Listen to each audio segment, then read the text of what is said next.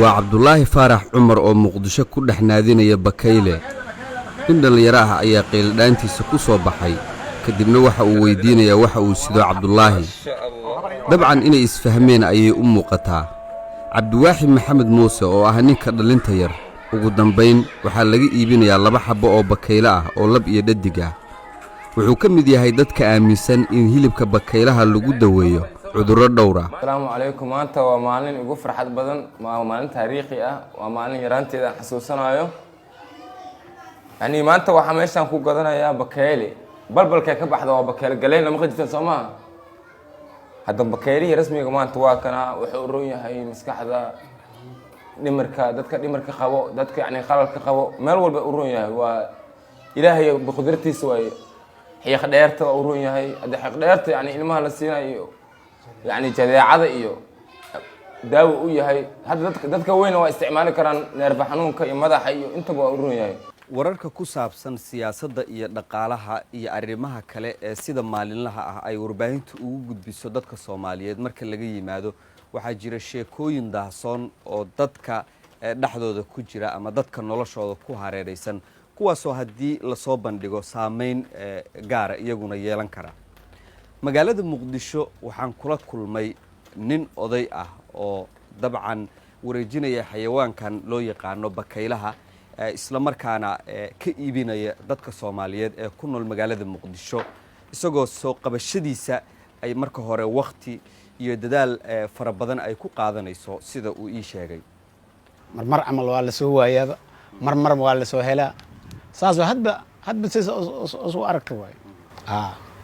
wuxuu ka mid yahay bakayluhu xayawaanada ugu dheereeya xayawaanka wadada. marka sidee bay u suurta gashaa inaad qabato? habeen baad qabataan ma waxaad u dhigtaa dabin? may shabaqan u dhigtaa ana maalintiyan daba habeen ma dabe shabaqan u dhiga. shabaqaasa meeshii hood la dhiga. hoodka marka la dhigo hoodkaas waxay ku jiro waraababa Allah ka dhiga lagu soo shabaa. waxay ka dhaxbaan sagaar ku gaar Bakayle ku gaar waxay oo noolad ku gaarto oo la cunayo. saasaan ku soo qabsanaa. saasaan magaalada Muqdisho aan ku geysanaa. dadka marka aad ka iibisid maxay ku sameeyaan?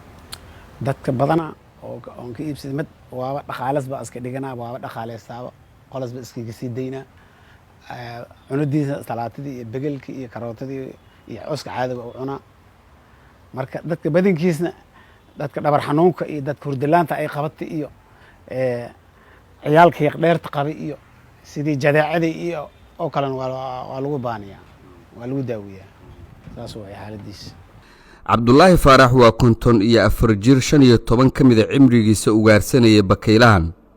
wuxuu ka soo qabtaa xayawaankan deegaanada caduleedka Muqdisho iyo labada Shabeelle. deetana waxa uu ku soo laabtaa Muqdisho si uu u suuq geeyo. dhaqaatiirta qaar ayaa sheegaya in maadooyin badan ay ku jiraan bakaylaha kuwaasoo u fiican cudurro uu ka mid yahay neerfuhu. waa kan Dr. Xuseen Cabdicasiis Cabdulqaadir Dr. Fadxi oo ka mid ah dhaqaatiirta ka howlgasha magaalada Muqdisho. bakayluhu wuxuu ka mid yahay waxyaabaha ugu caafimaadka badan marka laga hadlayo contentskiisa. waxaa ku jirto maadadan P3-ga ah oo runtii qayb walba oo jirkaada qayb walba shaqadii loogu talagalay say u qaban lahayd ka qayb qaadato. qayb walba oo jirka waxaa loogu talagalay inay hab gaar u shaqayso.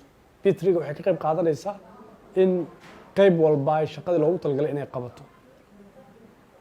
waxaa kaloo ka mid ah fitamiinska aadka riishka ugu ama ku badan bakayluhu, vitamin B12 oo ka qayb qaato daawooyinka neerfayaasha xitaa la isticmaalayo inta badan maadada waxaa ku jirta B12-ka. waxay ku tusinaysaa marka bakayluhu in factor badan ama faa'iido badan uu leeyahay xanuunada la xiriiro neerfayaasha. Maxamuud Soofaysan, telefishinka Shabeelle, Muqdisho.